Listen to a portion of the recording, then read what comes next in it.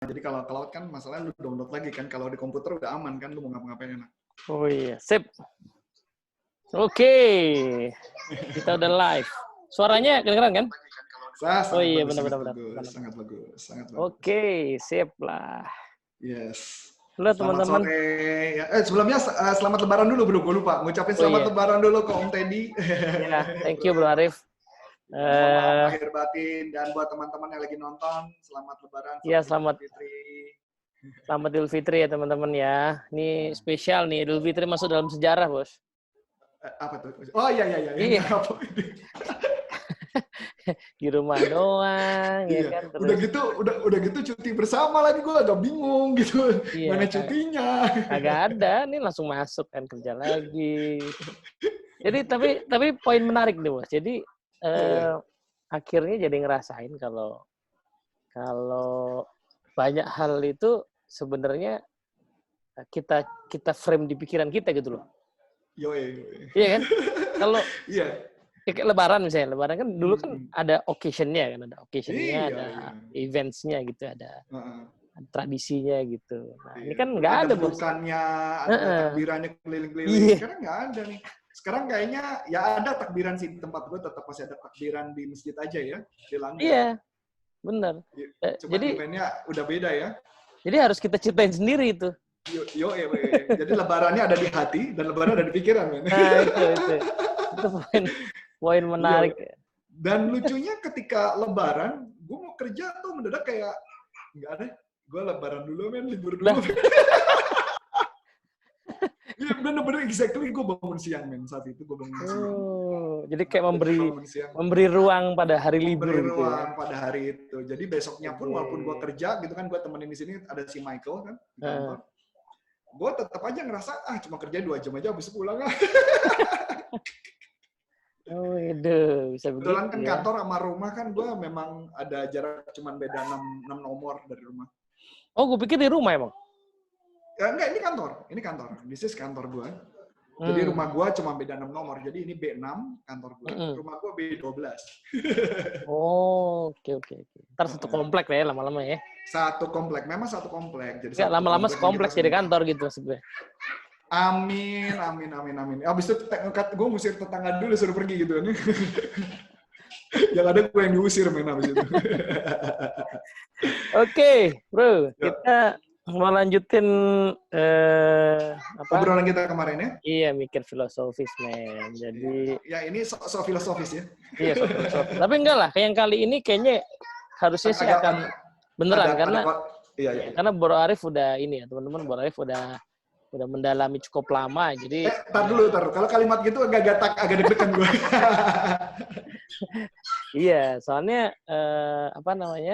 ngomong stoicisme ini bacaan gue belum terlalu banyak sih. Karena kemarin kan gue cerita waktu di kelas sebelumnya, gue lebih ke gede ya, filsafat agak panjang gitu.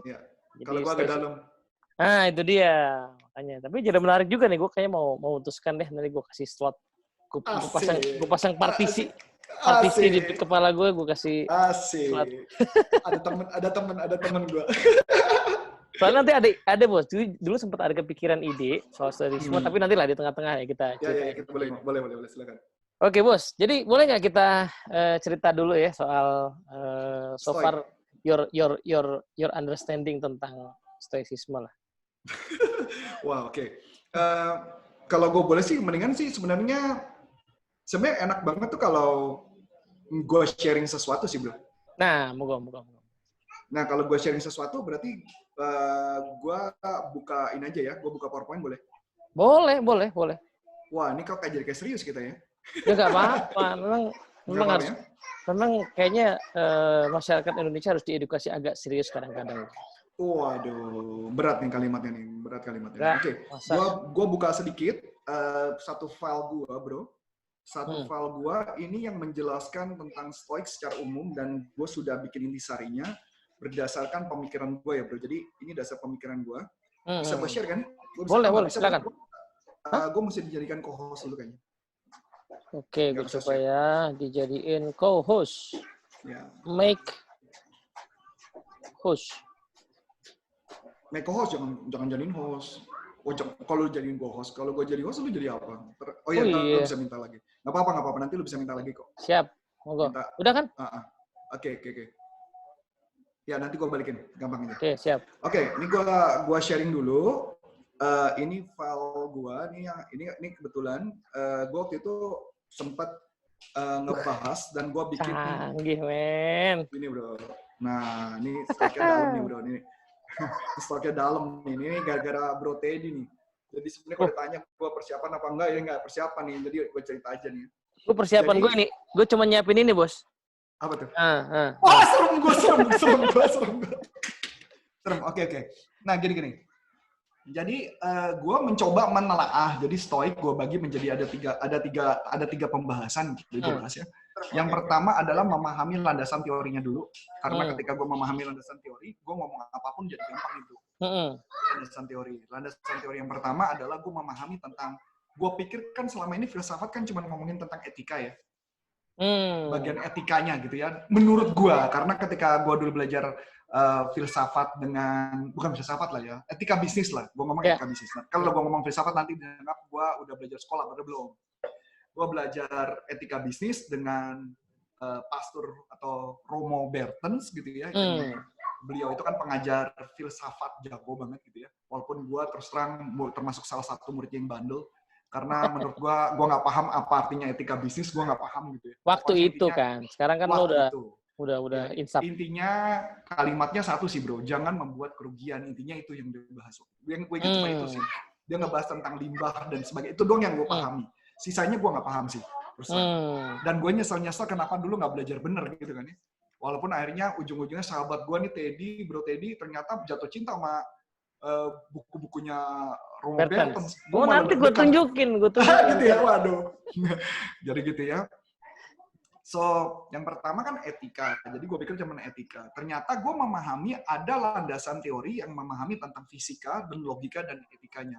Nah, kalau kita bicara mengenai law of attraction, sebenarnya ada di landasan ini sebenarnya. Bicara NLP ada di landasan ini. Bicara tentang psikologi ada di sini. Ada bicara tentang mindset ada di sini. Belajar tentang keilmuan, skill, dan knowledge ada di sini gitu. Jadi yang pertama adalah fisika. Nah, di fisika ini ngebahas adalah segala sesuatu yang dianggap fisika adalah segala sesuatu yang dianggap sudah pasti dan tidak ada. Jadi tidak bisa, istilahnya itu segala hal udah pasti. Misal hujan turun ya turun ke tanah gitu ya, turun ke bawah udah pasti. Hukum gravitasi udah fisika gitu ya. Jadi dia bilang istilahnya kalau fisika itu adalah segala sesuatu yang sudah pasti, ya sudah itu. Jadi satu hal pertama. Nah, di dalam konsepnya stoik, dalam konsep stoik, metafisika dimasukin di kategori fisika. Tetapi saya dengar, bukan saya dengar kalau filsafat aslinya tidak begitu. Katanya filsafat aslinya katanya metafisika tidak digabung ke fisika. Saya nggak paham, karena saya tidak paham. Mungkin Bro Teddy yang paham, gue nggak paham tuh.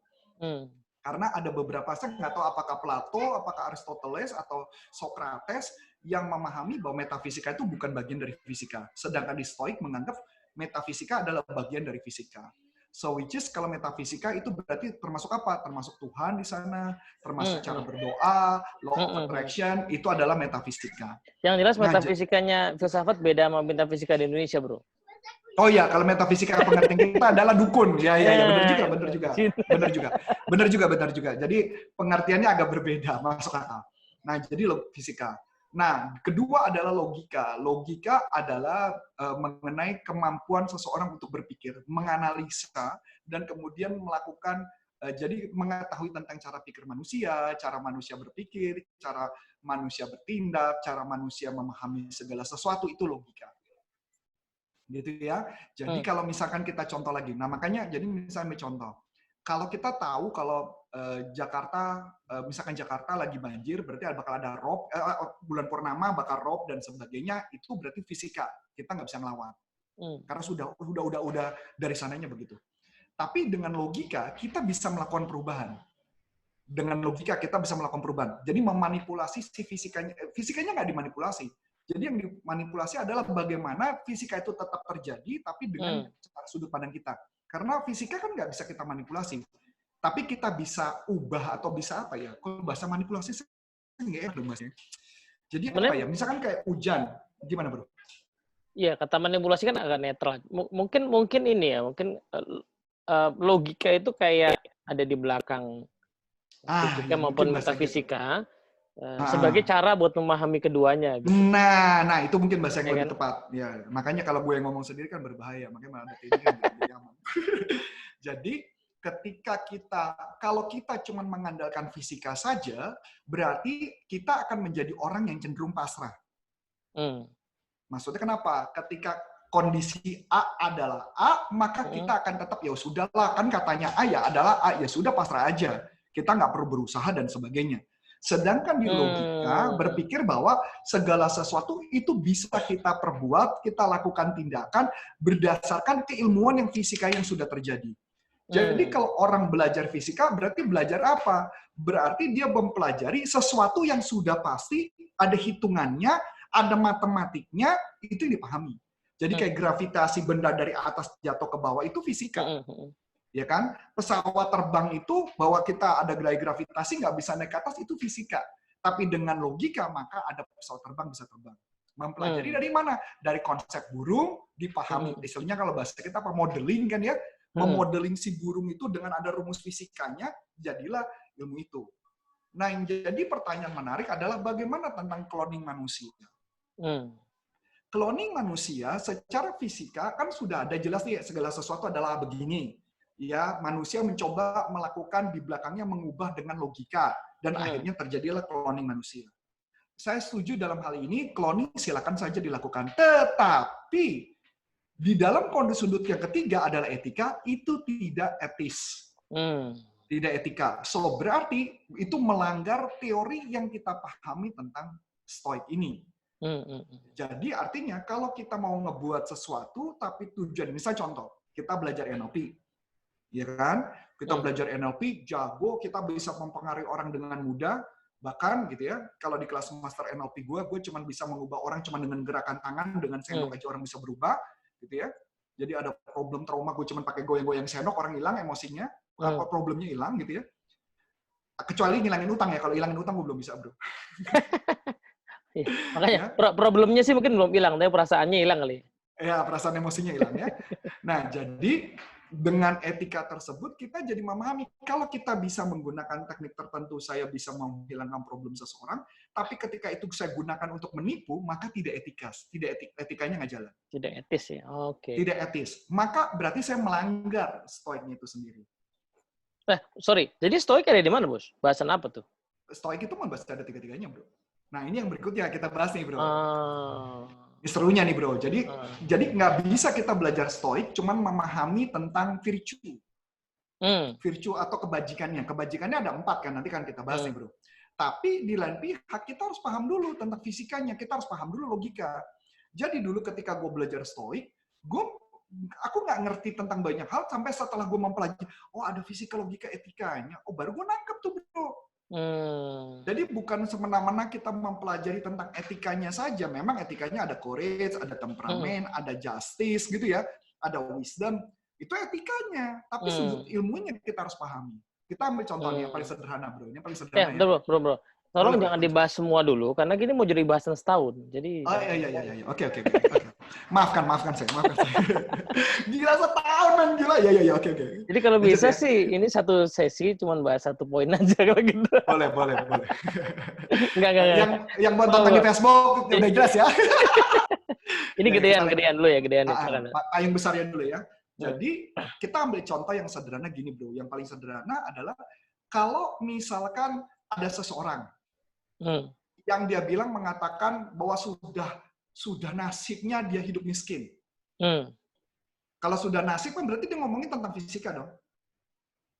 Oh, karena seolah-olah itu ada di takdir. Fisika dan metafisika, takdirnya. Takdir nggak bisa diubah ya secara fisik. Berarti dia kan ngomong gitu ya. Ada pasangan yang ngomong, ayo dong papa usaha.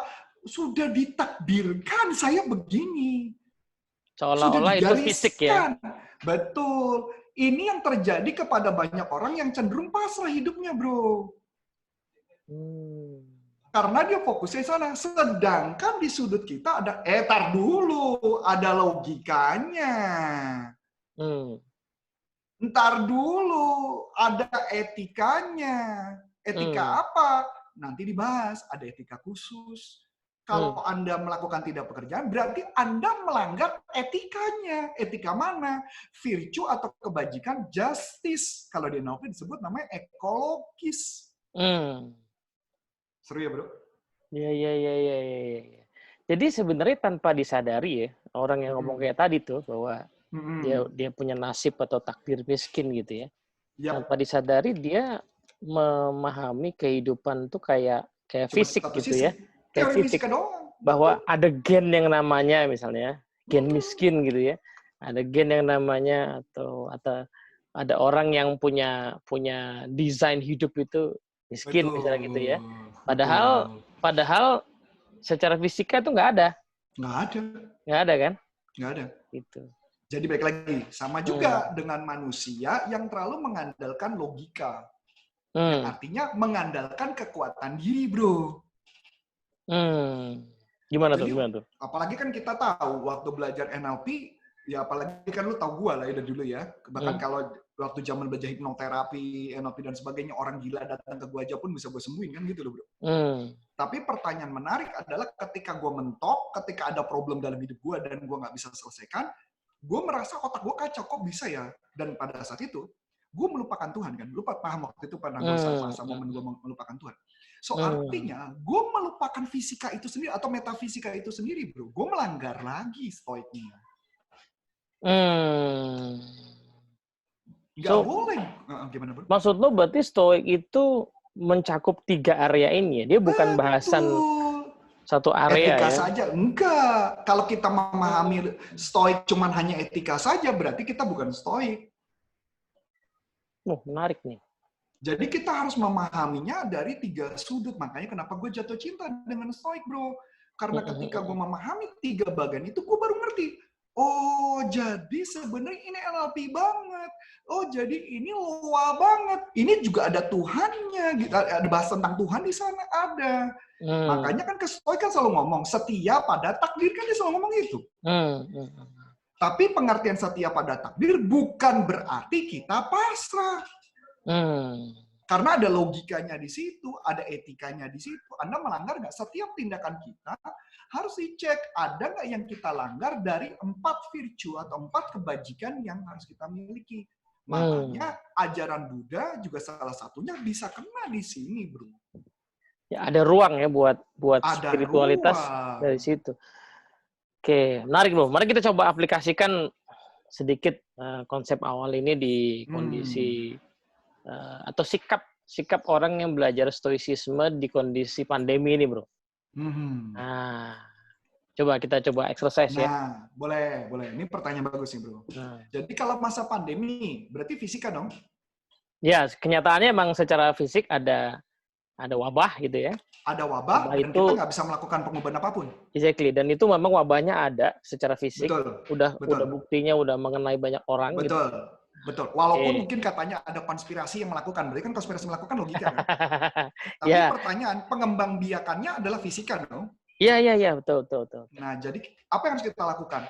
Maka kita sudah tahu ada wabah, kita sudah tahu ada kondisi itu, maka dia pakai logikanya adalah kita harus melakukan stay at home atau work from home. Karena itu sainsnya di situ ya. Sainsnya di situ. Jadi kan sedangkan kita banyak orang yang melanggar gitu ya.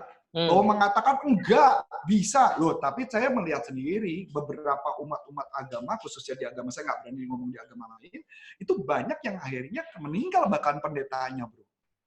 Berarti secara fisik itu terbukti kan?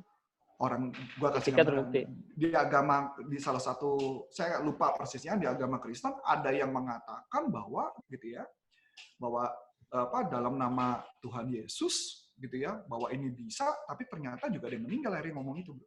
Itu enggak, benar. Oke, kalau kita ambil contoh itu, bro, berarti dia mau menggunakan apa? The only one cuman fisika. No, the only one yang digunakan cuman fisika. Oh gitu ya? Itu pola fisika ya? Iya, 100% yang dilakukan adalah fisika, bro. Dia punya keyakinan, dia punya faith yang sangat luar biasa, dia gunakan 100%-nya adalah fisika. Tapi dia nggak menggunakan logikanya. Oke. Iya dong. Berikutnya bro, nanti karena lo minta kupas satu-satu, gue nggak berani buka semua nih bro. Kalau mau gue buka, gini gimana? Kalau dibuka ya, gue cerita dulu dari sini. Jadi biar nanti bisa aplikasinya lebih gampang. Kita ngomong etik dikit ya. Di dalam etika itu ada courage. Courage itu keberanian. Bukan keberanian maju tak gentar. Keberanian itu ada dua arti bro. Keberanian untuk artinya mengejar impiannya atau bahkan menghindari bro. Yang kita harusnya tidak lakukan. Jadi istilahnya ada aversion-nya yang kita tidak lakukan, ada yang kita kejar, ada yang kita tolak. Jadi kalau ego diri kita, itu kan berarti kan ada dua. Yang either kita ngikutin nafsu kita atau kita menghindari nafsu kita. Makanya Ryan Holiday bikin buku kan. Ego is the enemy. Ego is the enemy. Jadi maksudnya wah, gua orang hebat nih, gua seorang pemuka agama nih, gua pemuka agama, berarti kalau pertanyaan dia udah melanggar courage, bro. Oh, justru dia melanggar courage ya? Melanggar courage. Karena harusnya di momen itu bukan courage yang seperti itu yang dipakai ya. Cakep. Saya ambil contoh, ya. Saya pernah waktu kemarin kalau nggak salah ada satu ustadz yang saya nonton gitu ya, yang melakukan dia malah memberikan dialog di sebuah, saya nggak tahu di mana ya, pakai masker, dia malah memberikan dialog kepada para banyak orang bahwa mengatakan, kita jangan ngumpul, ayo gitu kan, sudah ada, dia sempat ngomong tentang MUI dan sebagainya, tapi maksud gue ini menunjukkan dia courage loh bro, dia menjadi orang yang tidak populer loh, dia memilih menjadi. Iya, nggak mudah juga ngomongin ke banyak orang kan di pasar. Exactly. Jadi artinya dia menjadi orang yang tidak populer loh saat itu. Itu courage loh bro. Dia stoik loh. Dia stoik. Dia benar-benar pakai logikanya. Dia bilang ya, walaupun saya nggak paham tentang agamanya. Kalau mencari agamanya gue nggak paham. Gue nggak berani ngomong gitu. Yang kedua, temperamen. Temperamen, apakah kita bicara ada temperamen di sana? Temperamen itu adalah melakukan yang namanya self-control. Kalau di materinya Coach Teddy, gue tahu banget Bro Teddy ini bikin training kan kalau nggak salah juga ada self management kan di NLP-nya ya kalau nggak salah kan gitu ya. Nah itu ngomongin temperamen bro. Temperamen tidak melulu tentang marah, tapi temperamen adalah tentang bagaimana emosi dia mengontrol. EQ banget ya, emotional intelligence banget ya. Ini IQ di sini bro, EQ di sini bro, spiritual quotient di sini bro. Iya. Ya karena kalau itu kan kalau udah ngomong emotional intelligence itu kan udah di tataran praksis ya, di tataran praksis. Tapi secara filosofi emang ada di sini. Ini poin menarik deh, Bos. Gue mau ajak kita kupas lebih dalam lagi. Jadi yang mengatakan nggak takut itu ya dia berarti nggak pakai sisi fisika karena dia nggak peduli sama itu gitu ya. Padahal bukti-buktinya ada. Logikanya juga nggak jalan karena bukan nggak jalan, mungkin nggak dipakai bro. Nggak dipakai, ya maksudnya nggak dipakai di momen itu nggak dipakai. Gitu. Nah plus secara etika juga nggak tepat ya, yang digunakan jadi tidak tepat. Belum itu bro, gue masuk yang ketiga dulu ya, nggak apa-apa ya. Ketiga gue bahas dulu ya sedikit ya. Justice itu kan artinya kan kalau di NLP kita sebutnya ekologis. Justice itu artinya kita melakukan dengan fair bro. Pertanyaannya, kalau kita melanggar tadi di pandemi tadi, kita melanggar, gue nggak kena kok, gue sehat aja. Iya, lu sehat, tapi orang yang di rumah, anak lu, dong, kena lo, orang tua lu kena COVID lo, gara-gara lu. Iya. Itu justice nggak? Tidak justice. Lu egois. Lu hanya mikirin diri sendiri. Lu tidak, bahasanya apa? Gue mau kebuku-buku. Merugikan diri kita sendiri. Jadi bahasa yang menarik adalah, makanya per hari ini gue memang ada keluar, tapi gue keluar cuma untuk beli air galon, gue keluar cuma hanya untuk belanja, gitu. Habis itu gue balik lagi ke rumah kan bro. Gue sekarang sampai beli ini, gue pakai face mask bro. Orang walaupun keluar itu ngeliatin gue mungkin kayak makhluk planet gitu, bodo amat lah gue. Tapi maksud gue cuma memikirkan orang di rumah, gue memikirkan orang lain. Kelihatannya gue sehat, tapi kan nggak tahu siapa tahu gue juga kena COVID, kan nggak tahu juga. Ya minimal kalau nggak kena COVID, minimal bisa saja baju gue ini pembawa, bro. Ya, benar. Karena ada orang yang ngomong kena di baju gue, terus kena orang lain kan? Apakah itu justice? Tidak. Berarti stoik nggak? Tidak, mohon maaf. Kita tidak stoik. Iya. Ini menarik nih, Bos. Jadi emang lu udah jauh lebih dalam ya belajarnya. Jadi nah, gua pertanyaan agak iseng dikit nih, Bos. Boleh. Bentar lagi kan kita mau diuji coba nih katanya. Untuk aduh, ini padahal gue udah nggak mau ngomong. Ya, terus silakan. Udah, gua aja kalau gitu yang ngomong, lu nempelin aja. Ya. Ya, gue agak nakal nih. Jadi mau dicoba nih kan, diuji coba secara apa namanya, mungkin bertahap. Nasional. Nah, bertahap katanya gitu kan. Ya. Nah, pertama nih secara fisik kan, kalau secara fisika ini masuk, harusnya kan berarti uji cobanya itu dilakukan ketika datanya sudah menunjukkan bahwa betul safe. Betul. Ya kan? Ya gue nggak tahu itu datanya. Salah dong. Itu logika. Logikanya adalah safe berdasarkan fisika yang sudah ada.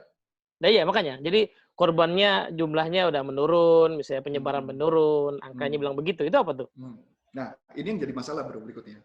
Ekonomi. Iya, harusnya kan gitu. Ini yang paling ideal ya. Yang beda gitu kan. Jadi angkanya udah kelihatan nih, oke, this is safe nih. Udah turun misalnya gitu kan. Ya. Oke, kemudian apa lagi? Itu kalau itu apa? Itu poin logika atau fisika tuh? Yang tadi turun itu adalah logika. Logika, oke.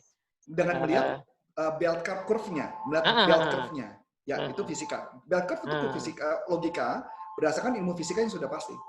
Oke. Itu poin pertama ya. Berarti diambil kalau momennya kayak gitu. Kalau secara fisika gimana? Berarti apa? Fisika ya berarti tadi yang mengenai bahwa orang kalau kena bakal kena kepada orang lain, gampang menempel pada orang lain. Terus ada apa? Itu fisikanya. Itu bahwa air droplet ya? Airborne itu fisika. Oh, karena memahami bahwa penyebaran itu lewat droplet, maka jarak kita 1,5 meter sampai 2 meter.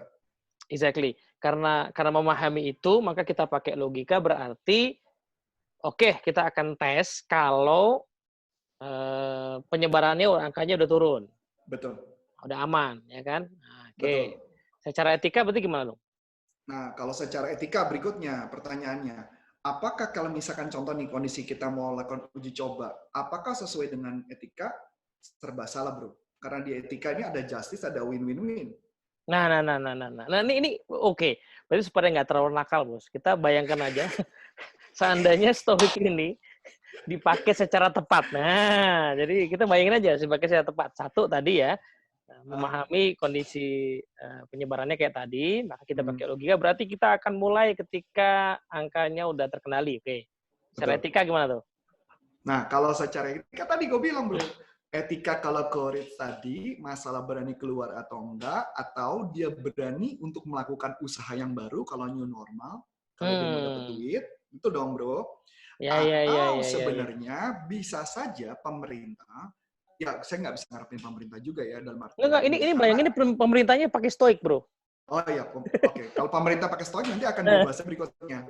Pemerintah mungkin harus bisa melakukan adalah memberikan edukasi kepada kita ketika new normal apa yang harus dilakukan. Jadi kayak gini, gue gampangnya. Hari ini hari pertama masuk lagi kan bro? Hari masuk pertama lagi dan gue memberikan brief kepada karyawan gue bro.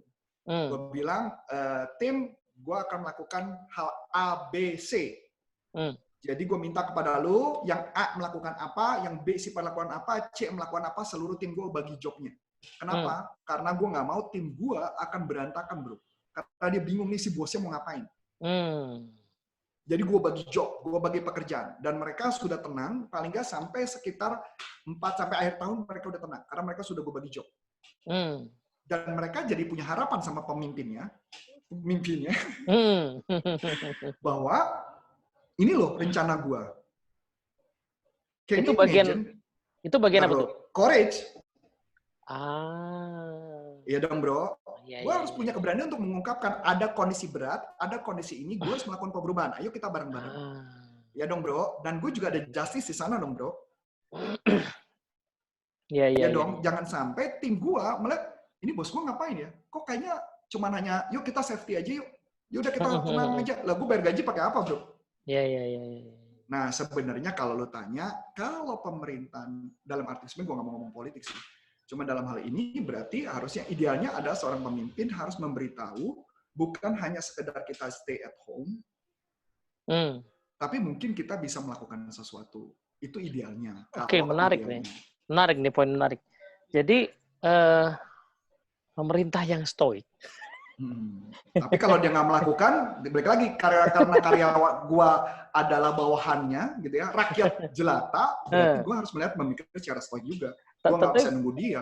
Iya benar. Tapi poin menarik, Bos. Kalau pemerintah yang stoik, ada dua pilihan ya. Kalau lanjut lockdown, maka dan buat planningnya apa? Ya, campaign-nya adalah ngapain ya? Ngapain? Lo yang bisnisnya berhenti jualan, ngapain? Jualan. Karena gue jujur aja, semua sekarang pemerintah kita sih nggak ada yang membuat planning apapun. Jadi kayak misalnya ya, lo yang jualan restoran, gue tahu nggak bisa buka, sekarang bikin delivery. Nah, ini ada kursusnya nih ya. Yain kursusnya nanti, nih, gitu kan? Nanti kalau kursus nanti ribut lagi, bro. Kan kalau mau korporat nggak apa-apa, Bos. Ya, tapi kalau mau gua, tapi kan nanti ributnya kan lo tahu sendiri karena kalau sekarang kan ini kan kita bayangkan. Tapi kalaupun misalnya kebalikannya nih, oke, kita turunin ya lockdown-nya bertahap. This is the plan gitu ya. Yep. Jadi kayak gitu. Nah, kalau itu gue ngelihat sih sebenarnya sekarang udah mulai di-exercise sih kayaknya ya, secara possibility. Nah, yang ragu kan poin kedua ya, logika ya kan. Apakah udah tepat atau gini, Bos? Atau gini. Anggaplah udah tepat misalnya. Angkanya tiba-tiba udah oke gitu. Nah, tapi kan kita tahu bahwa nggak mudah bikin orang Indonesia itu semuanya disiplin menjalankan itu kan. Exactly. Iya kan? Menjalankan. Edukasi, bro. Nah, itu. Nggak ada rumus. Edukasi. Sebenarnya buat gue pribadi, gue paling gampang sederhana gini aja deh, yang paling sederhana deh. Yang paling sederhana aja ya. Waktu ketika tempat gue kondisi ketika work from home ya bro, listrik gue sempat bermasalah. Gue kontak ke PLN bro. Tau nggak jawabannya PLN apa? Kami lagi work from home. Anjir, sorry. Gue cuma ngomong keceplosan ya. Gue cuma bilang, oh jadi listrik gue gimana dong? Ya, dia artinya maksud gue, jadi mereka cuma hanya work from home, tapi mereka nggak mikir justice, bro. Mungkin dia tahu mereka nggak mikir. Mungkin dia tahu kalau lo stoik, Bos. Jadi ya. Ya mungkin, makanya untuk akibatnya gue mencari cara gimana gue balik lagi, bro. Cuman masuk pertanyaannya adalah, apakah itu adalah cara yang benar ketika cuma mengatakan itu, tapi kita tidak membuat planning A, B, C. Mungkin kalau petugas tadi stoik ya, Pak kita lagi work from home, saya pandu aja gimana Pak? Ya. Nah itu masih misalnya gitu ya. Itu masih mending bro. Saya pandu aja Bapak ke warung beli lilin, ya kan? Iya. Ya tapi maksudnya intinya jangan sampai justice-nya dilanggar dalam hal itu, gitu loh. Okay. Kalau justice-nya dilanggar, artinya kita nggak stoik gitu loh. Nah ini menarik sih, Mas. Jadi keren ya. Keren banget. Makanya jadi gue paham nih. Jadi meskipun tadi lo bilang nggak pengen ngomong pun, ini mau di share terus apa kita off sebentar? Kenapa di off? Oh gak kirain aja lo pengen kelihatan wajah lo lebih gede gitu. Oh iya boleh kita off dulu ya. Oke, ya. Soalnya satu lagi deh bro kalau nggak ngomong. Oh iya boleh. Tanggung ya. Gue mau komen sedikit. Meskipun tadi bilang lo nggak mau ngomong politik, tapi jadi menarik. Gue jadi paham kenapa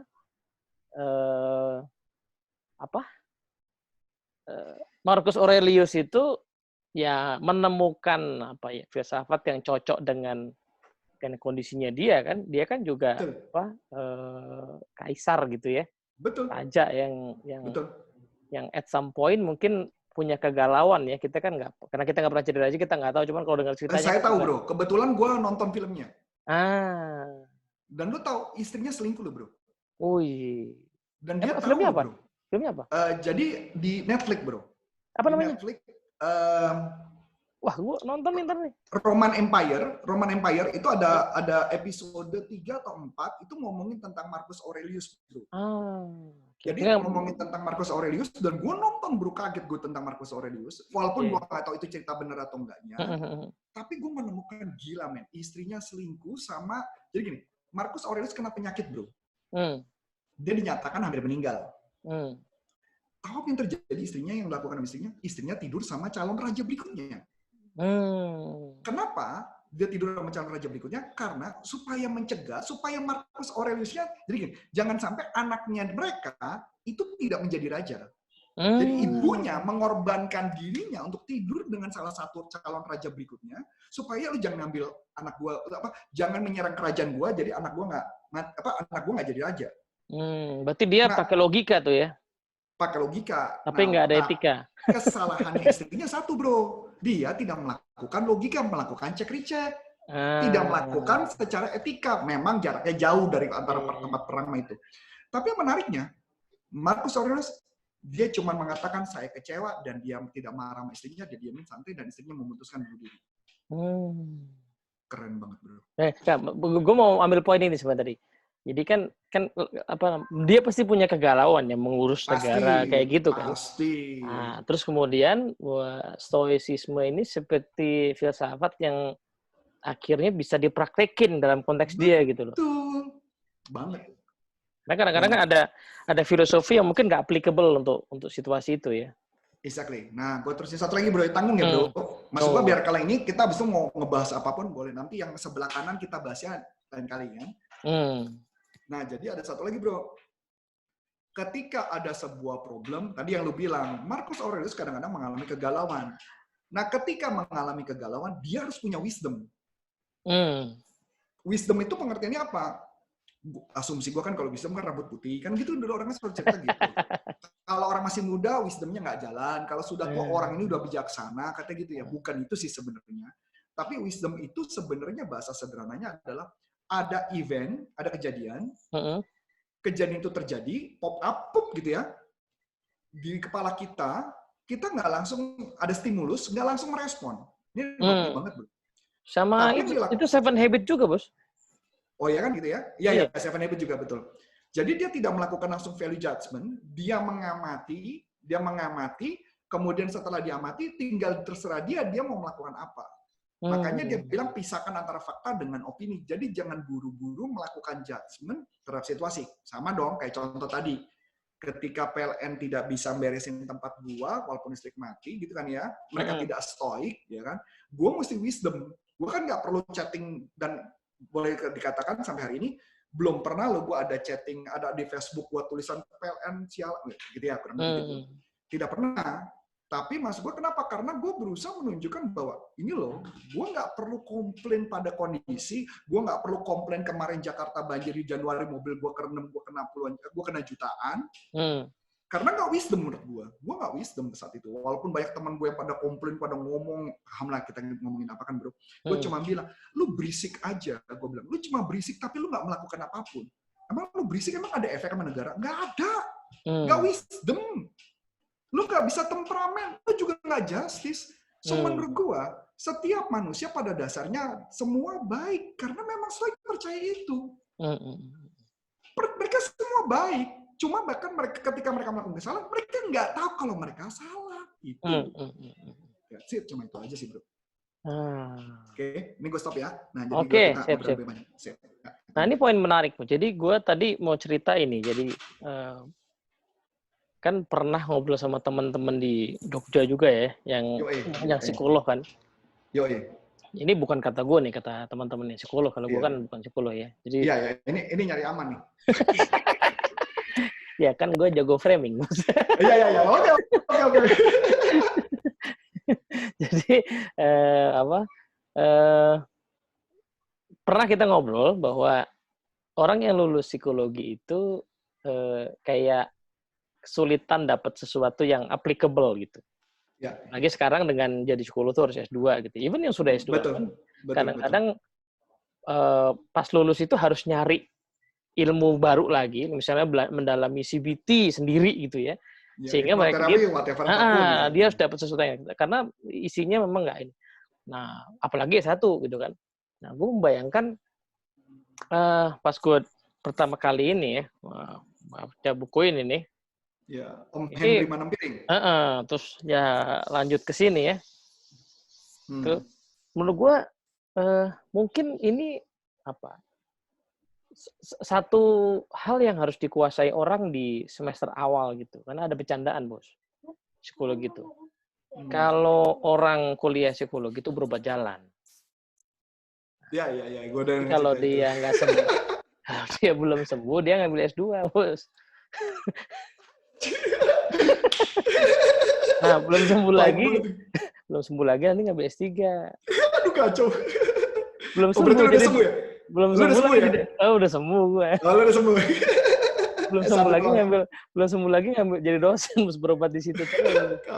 Aduh, sedih banget tuh pernyataan itu. Pantasan nyari aman tadi. tapi sebenarnya gue lagi membayangkan satu fakultas psikologi yang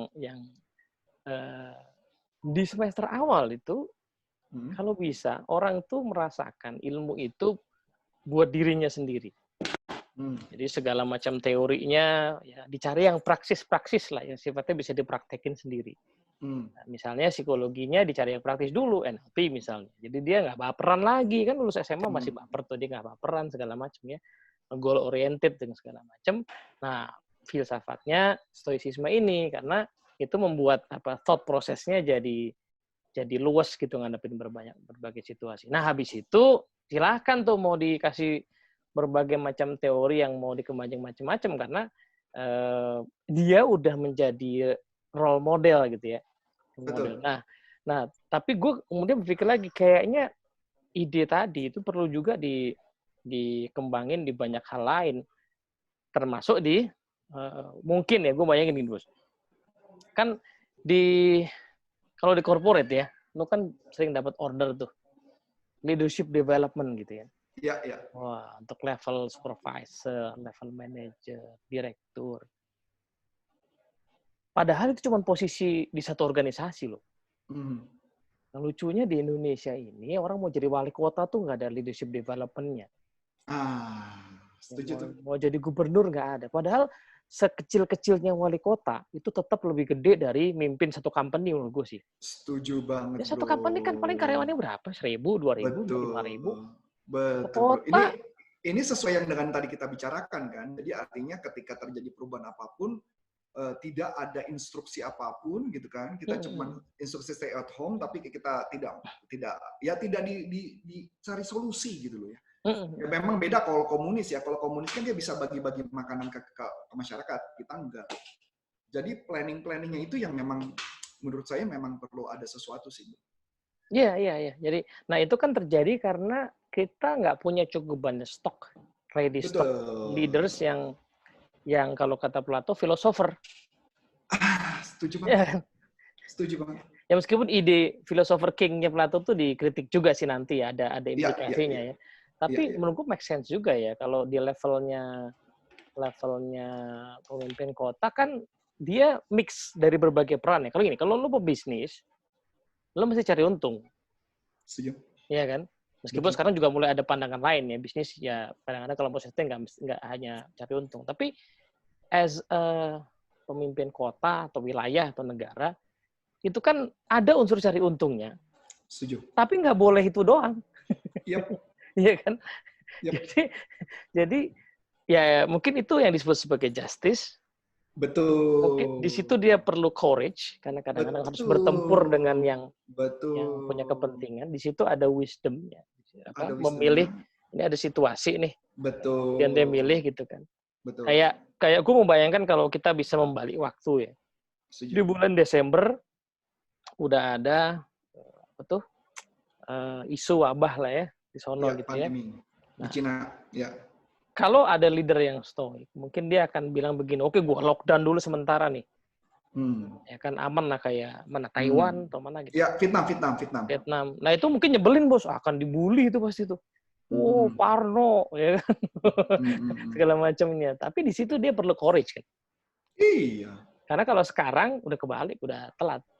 Udah telat. Karena kita juga kalau mama kita ya serba salah sih bro kondisinya memang ya.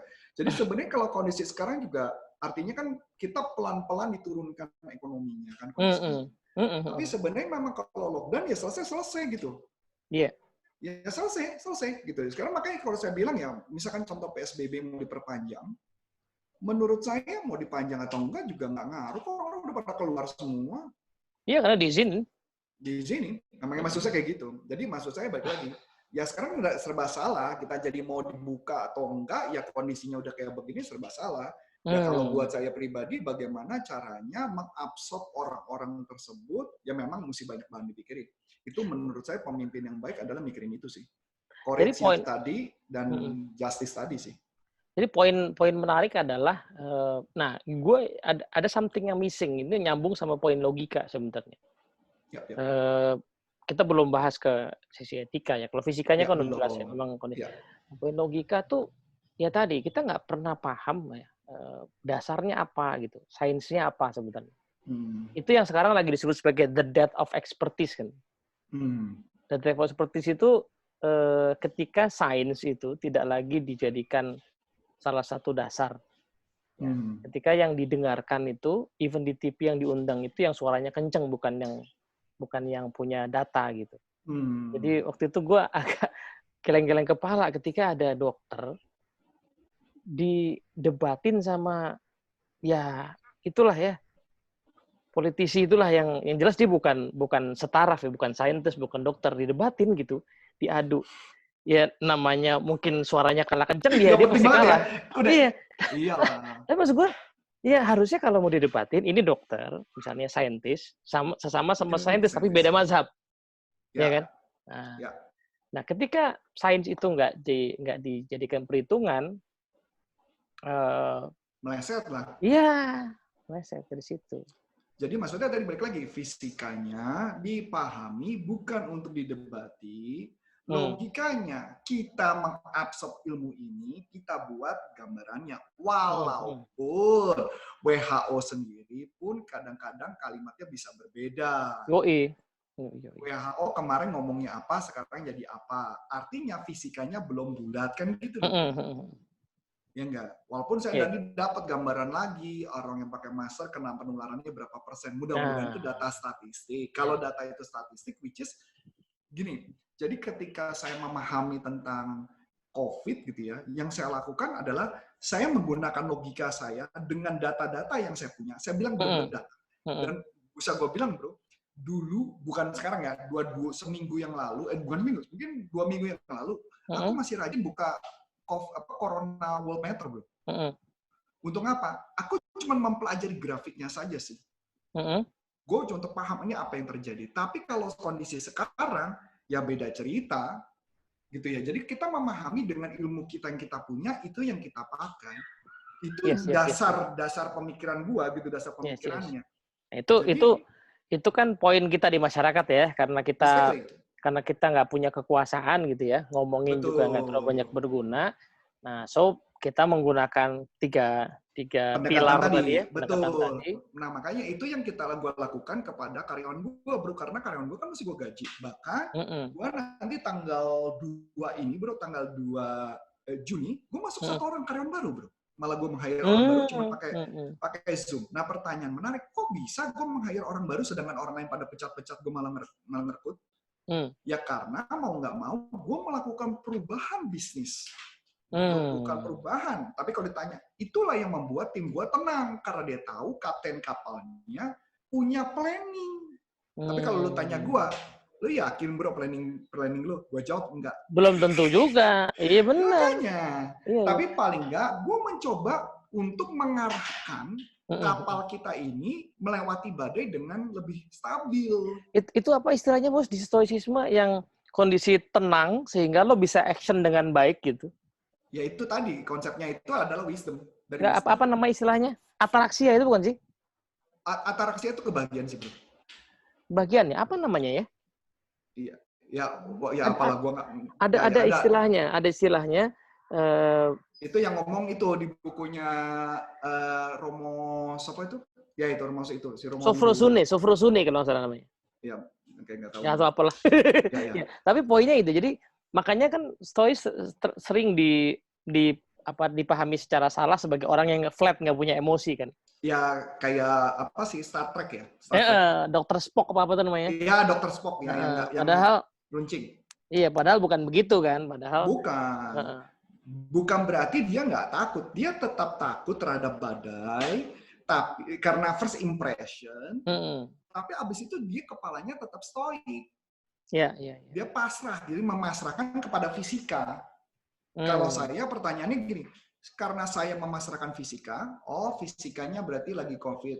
Berarti logika saya adalah gimana caranya saya berasumsi dengan menggunakan konsepnya Stockdale paradox yang diambil dari konsepnya Epictetus, karena dia si James Stockdale tuh bawa bukunya Epictetus, bro. Iya. Itu buku Gaiden, bro, buku dewanya dia, dan bagaimana melewati. Dan gue juga sama, sampai hari ini kan dugaan gue masih sesuai, bro.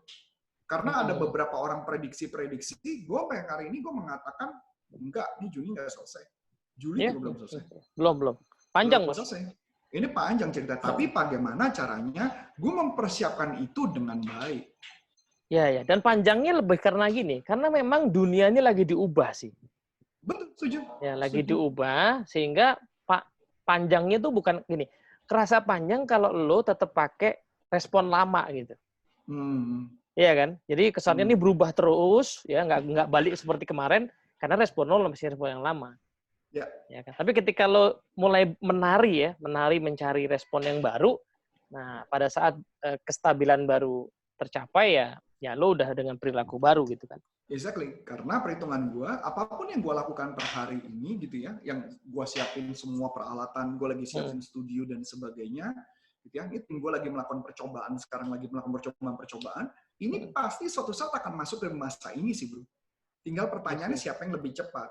Memang beberapa orang menanyakan gitu, kok si Coach Arif gila banget ya, jadi dalam waktu singkat gue sudah mempersiapkan digital learning, bahkan gue sudah punya 10 training, bro. 10 judul training, semua trainingnya online. Udah pakai sistem, udah ada ujiannya, ada pretest, ada post-testnya, semua lengkap. Udah jadi, bro. Widih. Bayangin nggak? Kok bisa? Ya itu tadi gue bilang.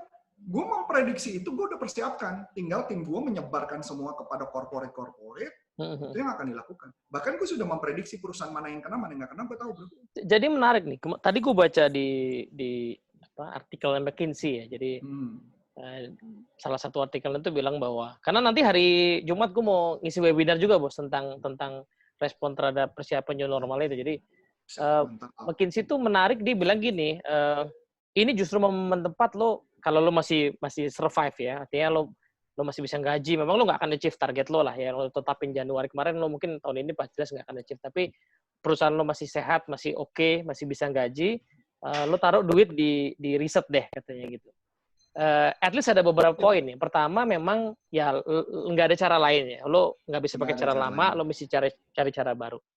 Yang kedua justifikasinya adalah ya justru di momen ketidakpastian lo jadi punya alasan nyoba hal baru kan. Kalau momennya lagi normal, lo mau eksperimentasi kan, dia bilang ngapain, yang ini untung kok, ini stabil kok, ngapain lo cari-cari hal baru ya kan. Tapi momen ini menjadi justifikasi bahwa lo bisa bereksperimentasi. Karena ada kalimatnya Simon Sinek menarik, Bos. Apa tuh? Jadi ada satu video ya, Simon Sinek tuh di sebuah seminar itu, dia selalu dapetin sesuatu yang sangat esensial sih buat gue seringkali. Dia bilang gini, gue bingung sama company yang menyatukan inovasi dengan efisiensi. Maksudnya, yuk kita berinovasi untuk membuat lebih efisien, bilang gitu. Itu paradoks dia bilang. Karena inovasi jelas keluarin duit, keluarin effort. Iya, nggak mungkin efektif, nggak mungkin efisien. Jadi itu dua hal yang pasti akan selalu bertentangan gitu. Nah, di momen sekarang kan efisiensi itu memang udah nggak jelas lagi ya, ukurannya. Gitu. Nah, so ini momen yang tepat buat bereksperimentasi sebenarnya.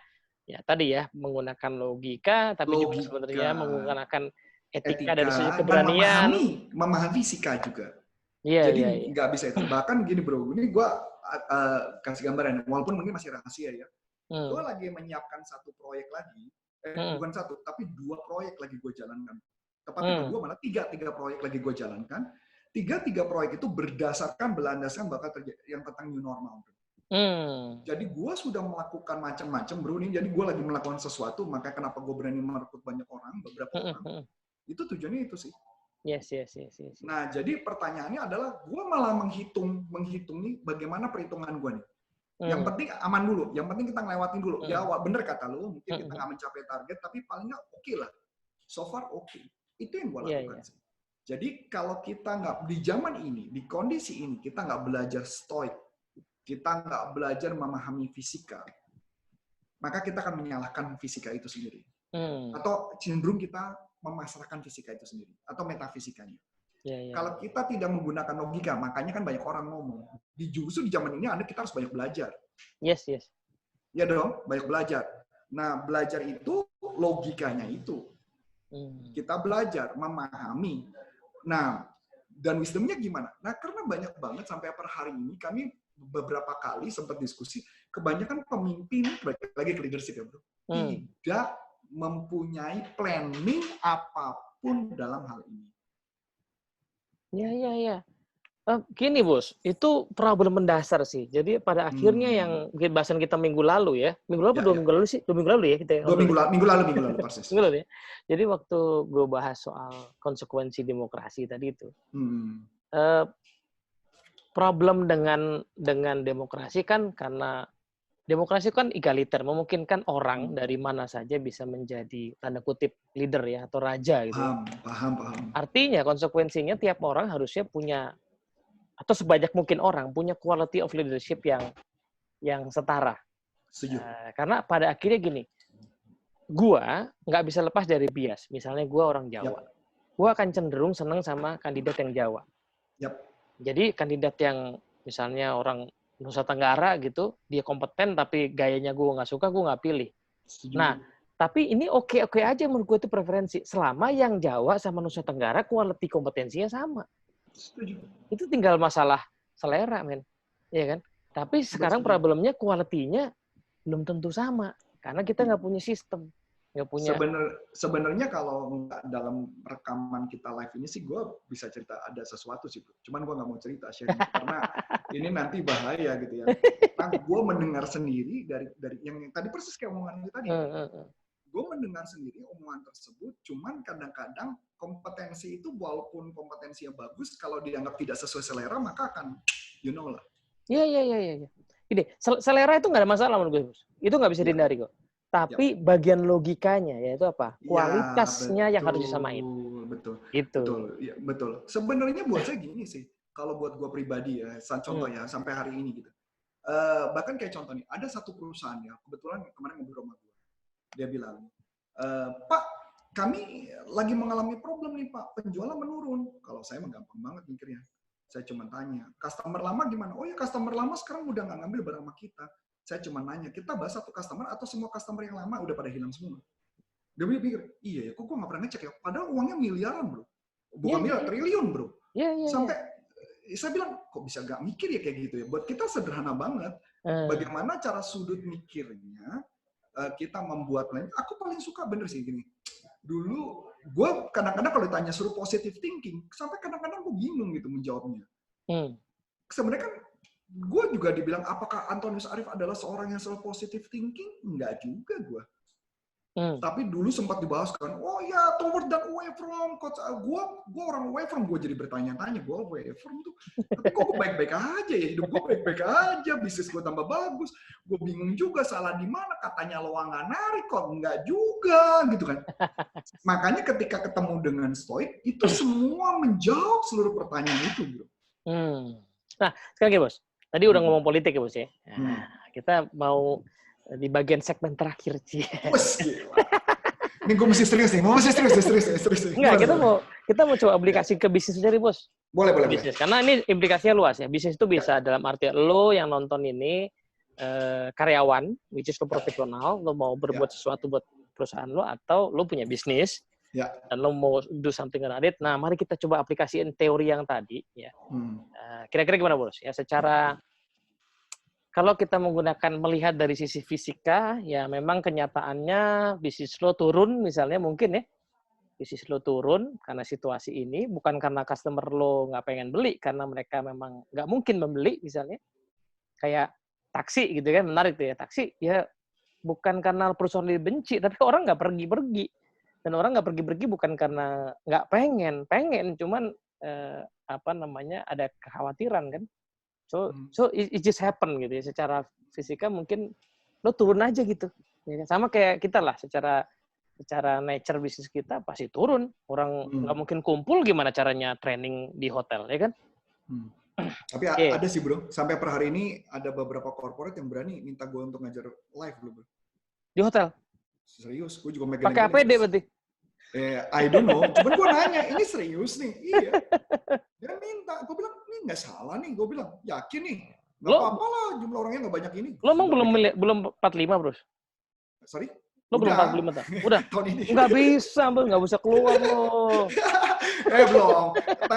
Masih tiklingnya masih sampai Oktober, masih aman.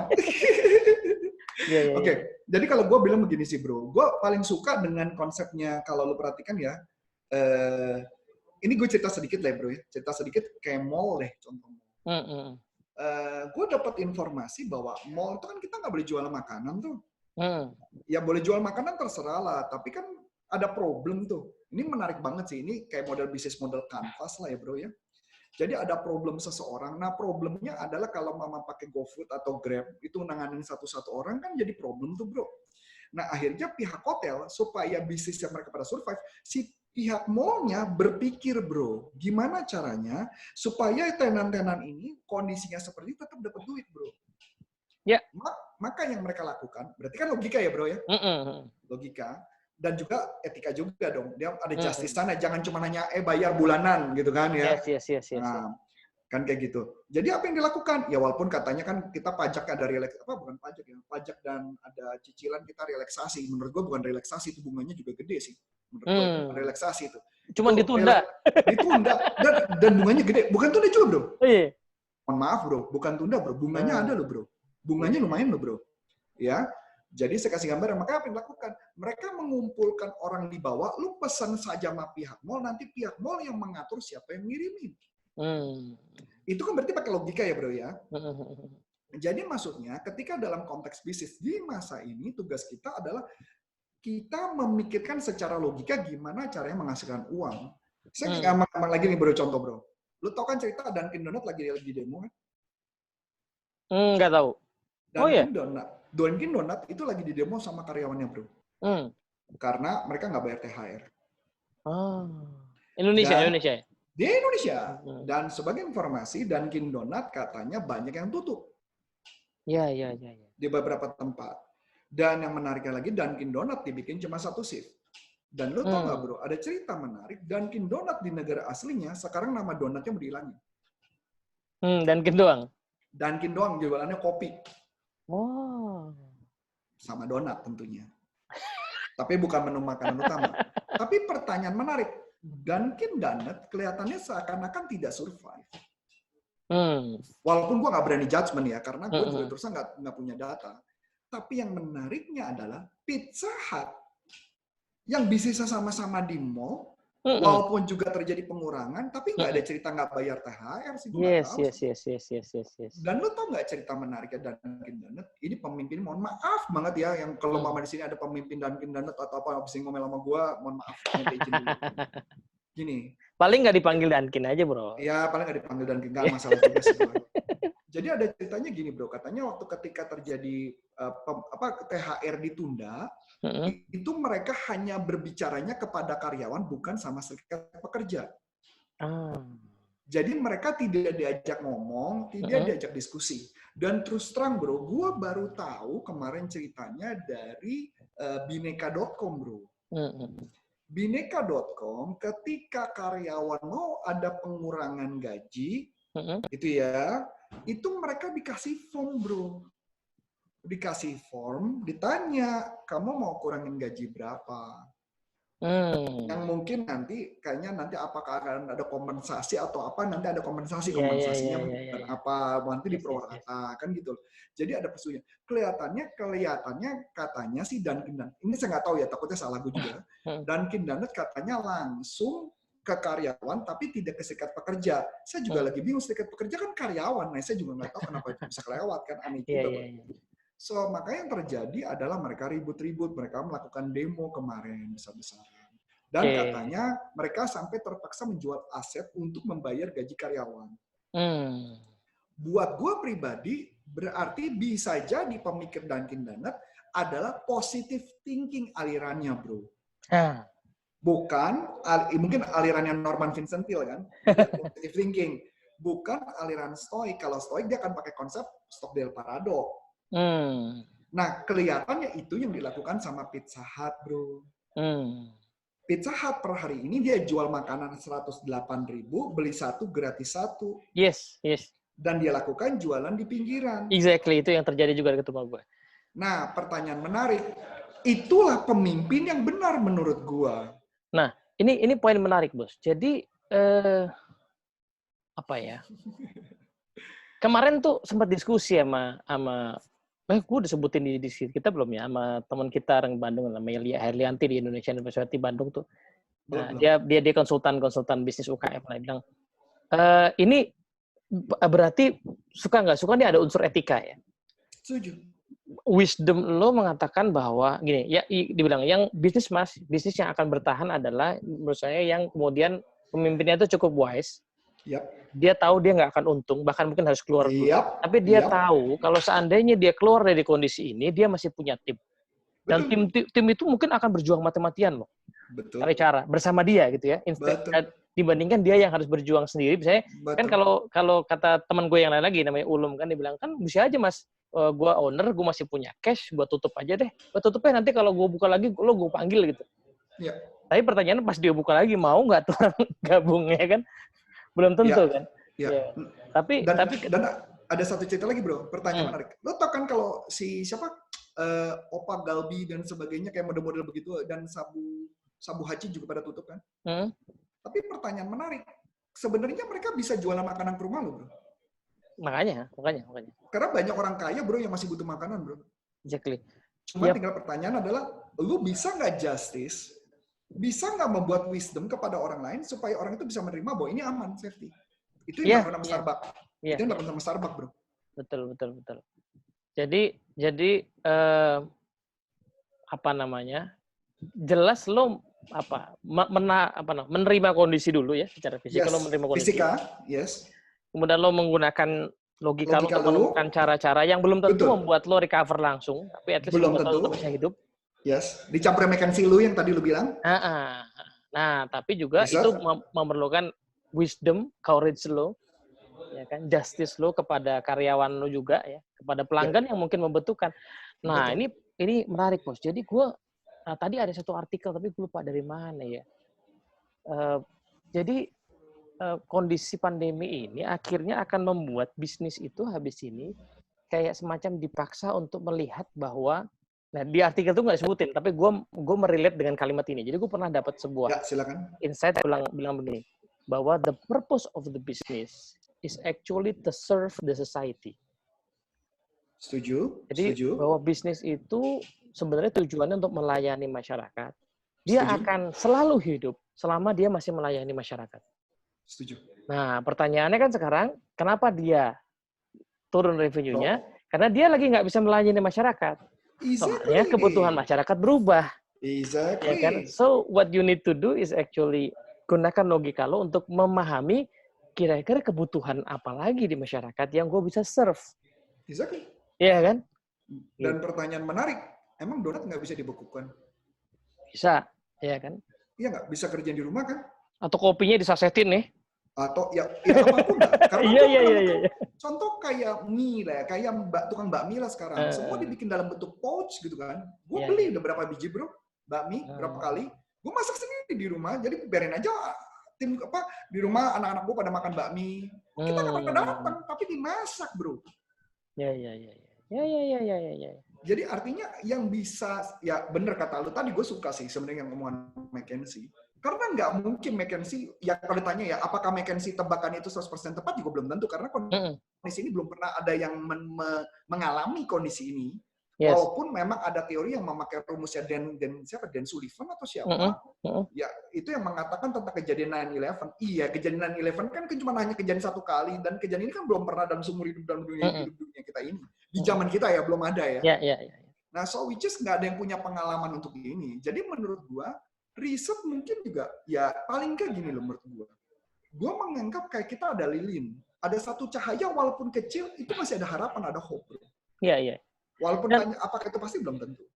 Dan riset itu kan gini, Bos. Mungkin orang membayangkan riset itu dalam skala besar sehingga mahal ya. Tapi sebenarnya yang gue maksud sebenarnya riset yang lebih baik, ya, lebih bisa dilakukan sekarang itu kalau kita pakai ala design thinking lah ya. Sesederhana sebenarnya, lo lepasin mindset lama, lo lihat nih pelanggan lo ini lagi ngalamin kesulitan apa. Betul. Terus ada nggak yang bisa lo serve dikit-dikit gitu? Exactly. Gitu kan sebenarnya. Itu kan riset. Lo ngobrol aja, lo video call sama pelanggan lo. Iya. Atau lo cari yang belum jadi pelanggan lo, karena kemarin produk lo mahal nih kalau ngomongin dinamis ya. Kemarin produk lo mahal ya kan, jadi ada orang nggak bisa. Jangan ngomong itu bro, ngomongin Pizza Hut. Oh iya. Ya, Pizza Hut mahal sebelumnya. Yang nggak bisa beli Super Supreme ya kan, karena mahal. Terus sekarang lo bisa bikin meat lovers yang ya mungkin versi judul beda, ya, sosisnya lebih sedikit misalnya, bisa dibawa pulang gitu. Lo jadi atau sosisnya palsu, whatever. Sosisnya so good misalnya gitu ya. Ya so good. Jadi kan lo tadinya pelanggan lo segini, nah, lo jadi punya yang di sini, lo bisa melayani yang lain. Exactly. Dan buat gua, karena menurut gua yang kebanyakan orang-orang, bahkan ada beberapa yang di Facebook gua baca, banyak teman-teman yang berbisnis apapun mereka selalu berpikir bahwa ini akan balik normal. Iya. Dan saya melihat tidak. Yes. Karena kalaupun balik normal, seenggaknya saya melihat ini future-nya bisnis ini apa. Yang jelas sih bukan bisnis masker gua sih. Iya, benar. Gue bukan bisnis masker, bukan bisnis APD, bukan bisnis itu yang gue lihat. Yang gue pikirin adalah bagaimana gue men-serve orang tetap belajar, tetap bertumbuh, bukan berarti nggak bertumbuh kan? Iya, ini poin menarik bos. Jadi ngomong-ngomong soal bisnis kita, industri kita lah, industri pembelajaran. Industri pembelajaran. Justru online learning itu akan memungkinkan kita mengembalikan pembelajaran kepada hakikat yang paling alamiah, bos. Apa itu, bro? Wah, jadi orang itu belajar. Nih. Nanti kita kapan-kapan mengundang Surya Krisnanda lah ya. Setuju dia. Dia itu orang ganteng banget memang. Orang ganteng banget memang. Jadi gini, belajar itu kan ada beberapa prinsipnya. Prinsip pertama adalah bertahap. Ya. Kenapa dulu harus training itu 2 hari, 3 hari, seminggu? Akhirnya jadi mahal. Karena keseluruhannya dikumpulin di situ. Antonius Harif harus ada di kelas itu seminggu. Ya pasti mahal dong. Pasti. Nah, tapi kalau Antonius Arif cukup rekaman 30 menit pagi, siangnya rekaman produk lain lagi, itu dikirimin videonya ke orang merenung sambil nonton, dikasih tugas, ya sehingga yang mungkin kayak kurang pinter kayak gua perlu ngulang-ulang videonya 2 minggu, gua ulang-ulang baru ngerti. Kan itu jadi alamiah kan, Bos? Nggak, taruh gue nggak setuju tuh. Teddy nggak pinter, gue nggak setuju. Mohon maaf ya teman-teman yang Facebook, saya nggak setuju Teddy bilang mengaku dirinya nggak pinter. Ya mohon maaf, saya nggak setuju. Enggak, Bos. Nanti kapan-kapan gue ceritain bahwa gue tuh nggak pinter ya. Boleh. Jadi, kan tapi gini ya, jadi yang tadinya lo harus dipaksa di 2 hari, orang yang lemot, jadi nggak dapat apa-apa, karena harus dipaksa 2 hari, sekarang dia nonton, nih apa sih maksudnya diulang lagi, gitu kan. Karena model subscribe model kan, langganan setahun gitu. Lo bisa ngulang, lo bisa, aduh pagi gue meeting nih, 10 menit doang nonton sebentar, ntar gue ulang lagi siang. Jadi justru teknologi kan nggak mungkin lo ngundang Antonius Arif buat ngulang-ngulang kan. Ya kan, nggak ada konteksnya Antonius Arif diundang 2 hari, terus bulan depan diundang lagi untuk materi yang sama, kan nggak ada konteksnya, Bos. Tapi kalau itu bentuknya video, kan bisa. Gue nggak ngerti nih, coba gue ulang lagi deh. Kan mungkin gitu. Nah, itu akan membuat orang jadi bisa belajar sesuatu justru secara alamiah. Di tengah kesibukan dia, di tengah kondisi yang nggak bisa dikendalikan. Cuma memang gue akuin gini bro, tantangannya ini, gue akuin aja lah bro. Ini gue cerita nih ya kondisi ini. Ceritanya gue belakangan ini, gue membeli satu training. Trainingnya nggak ada hubungan sama training semua, nggak ada. Jadi, gue mengikuti satu training tentang English conversation. Walaupun gue bisa ngomong English gitu ya, dengan baik gitu ya, tapi gue tetap penasaran. Jadi gue bayar nih bro. Gue ikut bayar 1 bulan bro. Gue nggak tahu 1 bulan, yang penting gue bayar. Gue nggak tahu itu 1 bulan, gue bayar. Ternyata setelah gue bayar itu, gue pelajar, gue cukup rajin bro. Jadi 5 video gue nonton, gue lahap sekaligus dan gue menyerahkan PR-nya dan sebagainya. Totonya dikasih tahu bahwa gue dikasih promo, dikasih sama dia promonya sampai 12 bulan bro. Dengan tambahan video. Tahu apa yang terjadi? Gue udah sekitar 4 hari gue nggak nonton tuh. Itu tantangan berikutnya bro. Nah itu poin yang lain bos. Itu cerita lain. Itu gue ada video YouTube tuh ya, soal bahwa gini online learning itu gue optimis. Ini tidak menggantikan pertemuan langsung, tapi ini akan menjadi alternatif yang berjalan beriringan. Cuman ada attitude-nya. Dalam bahasa gue ada belajarnya. Gimana tuh? Jadi misalnya kalau lo belajar di kelas kan lo punya attitude kan. Lo datang on time. Lo sikirin kerjaan lo ya, lo dikasih assignment, lo siap untuk di situ, lo nggak nyalain handphone. The same attitude harus lo lakukan untuk belajar online. Lo setting jadwal, lo singkirin pekerjaan lo tonton beneran, jangan sambil makan. Kan di kelas lo nggak mungkin lakukan itu. Jadi itu lain cerita sih. Itu bahasan soal learning attitude. Cuman memang challenge-nya itu sih. Iya, makanya. Itu artinya, itu nanti satu hal sih, learning attitude-nya. Kalau learning attitude-nya diberesin, sebenarnya beres. Nah, cuman yang jelas dunia digital itu memberikan possibility bahwa orang bisa belajar sesuai dengan kebutuhannya. Yang ini udah jelas-jelas akan membuat kampus lama-lama nggak relevan, bos. Setuju, kalau itu gue setuju. Iya kan? Karena misalnya gini, kampus masuk dalam arti pengertiannya gedung kan? Yes, benar. Atau kalau kampus dalam arti ya itu yang diomongin selalu sama beberapa orang kan. Iya, gelar itu kesannya nggak penting gitu kan. Iya. Karena dengan dunia digital lo bisa milih mau belajar apa. Ya kan? Yang gurunya ada di Swedia sono gitu misalnya. Yap, betul. Ya kan? Betul. Kan kampus itu sekolah dibuat karena gurunya mencar-mencar. Betul. Supaya efisien, dikumpulin di satu tempat. Lu juga belajar di sini, ya kan? Nah, sekarang kan itu jadi separuh nggak relevan karena gurunya bisa di sono. Lu juga belajar bisa di sono. Yang penting tadi programnya tetap dibuat terstruktur, attitude-nya tetap dibangun, ya kan? Kalau lu biasa di kelas itu masuk jam 8 pagi, jam 8 pagi lu mesti sediain waktunya gitu. Nonton sampai jam 10 misalnya, bisa lu kerja lagi. Nah, gitu-gitulah. Oke, bro. Oke. Ini menarik banget. Kita udah 1 jam 18 menit ya, bro. Iya, dari stoik sampai ke training. Udah ke training, nggak apa-apa lah. Apa-apa. Tapi lucu ya, yang di YouTube, di Facebook ini nggak ada yang bertanya, semua cuma bilang mantap doang ya. mantap, hadir. Gue pikir ada yang mau nanya. Nggak ada. Ekspresinya mantap dan hadir semua ini. Mungkin kita harus kasih segmen tanya-jawab. Iya, atau ya nanya aja sebenarnya. Tapi nggak apa-apa lah, gue sapa-sapa dulu ya, bro ya. Iya. Jadi kita sapa dulu aja, bro. Jadi ada kayaknya ini yang tadi lu colek-colek nih, Pak Okto ya. Oh iya. Gue belum kenal, bro. Lu kasih tau siapa Pak Okto, bro? Oke, Pak Okto itu. Mas Okto itu member di NLP Society, udah certified NLP coach. Dia lagi S3 di Taiwan, bos. S3. Wih, gila. Iya, orang IT dia. Oh, dia lebih Chinese daripada gue berarti ya. Gila ya. Dia dosen, lagi S3 di Taiwan dan pembelajar sejati tuh, bos. Wah, cakep. Berarti salam buat Mas Okto. Terus ada Dwi Andika Pratama. Wah ini Budi Dewo nih, teman kita nih. Oh, Budi Dewo. Iya, siapa lagi nih ya? Ada Taufik Saleh. Ada Dian Eva Agustina.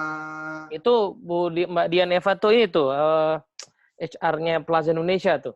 Wih, ini keren ini. Dia survivor ini loh, COVID. Oh ya? Iya, awal-awal iya udah sembuh dia. Wah, cakep itu, ya. COVID.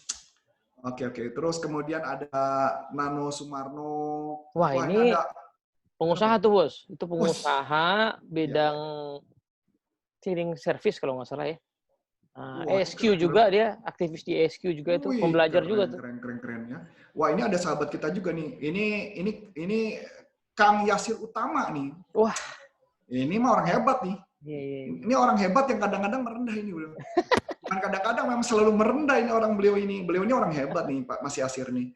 Terus kemudian ada Syahrul Komara. Iya. Ada Meli Herawati. Wah, ini ada guru gue juga nih, coach gue nih, Gatot Sandi nih. Coach Gatot Sandi. Bahasa Inggris ya? Bahasa Inggris. Gue sempat belajar sama dia, tapi muridnya bandel.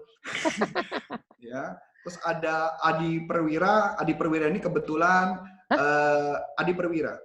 Itu temen seangkatan gue tuh kuliah. Oh, dan lu tau Adi Perwira ini belajar bareng sama gue, belajar kopi di satu kelas. Oh.